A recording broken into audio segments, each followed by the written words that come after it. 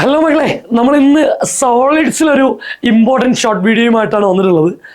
3 മാർക്കിനോ 4 മാർക്കിനോ നമുക്ക് കാണാവുന്ന, 3 മാർക്കിന് ആയിരിക്കും, 3 മാർക്കിന് കണ്ടുമുട്ടാവുന്ന ഒരു ഗോളം അഥവാ സ്ഫിയറിൻ്റെ ഭാഗത്തുള്ള ഒരു ക്വസ്റ്റ്യനാണ് സോളിഡ്സിൽ.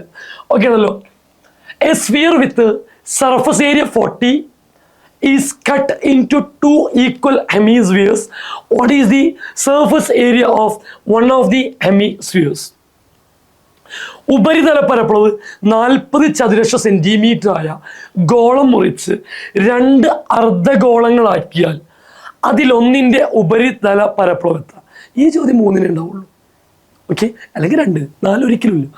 ഓക്കെ, അപ്പോൾ നമുക്ക് ഒരു ഗോളാണ്, ഒരു ഗോളം. ഈ ഗോളം കണ്ട് മുറിച്ചിട്ടോ 2 അർദ്ധഗോളങ്ങളാക്കി, 2 ഹെമിസ്ഫിയർ ആക്കി.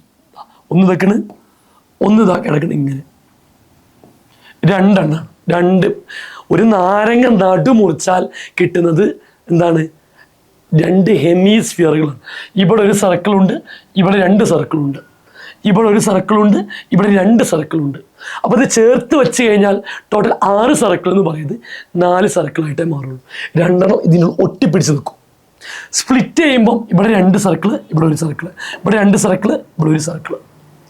ഇത് 2 കൂടി ചേർത്ത് വെച്ചാലോ ഇത് 2 കൂടി ഒട്ടും. അതാണ് സംഭവിക്കുക, മറന്നു പോയത്.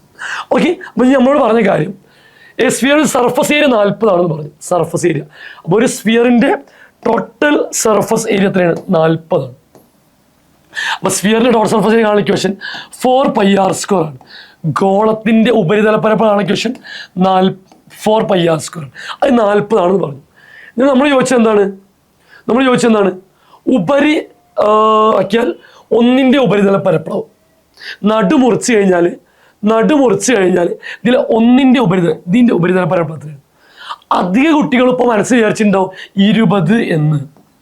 ഉത്തരം തെറ്റാണ്. ഉത്തരം 20 അല്ല, ഉത്തരം 30 ആണ്. കാരണം എന്താണ്? നടുമുറിച്ച് കഴിഞ്ഞാൽ എന്താണ്? ഇവിടെ 2ഉം ഇവിടെ 1ഉം ഉണ്ട്. ഉപരിതല പരപ്പളവ് കാണിക്കുന്ന ഇക്വേഷൻ എന്ത് വരും? 3πr² എന്നാണ്. എന്തിൻ്റെ ഉപരിതല പരപ്പളവ് വരുന്നത്?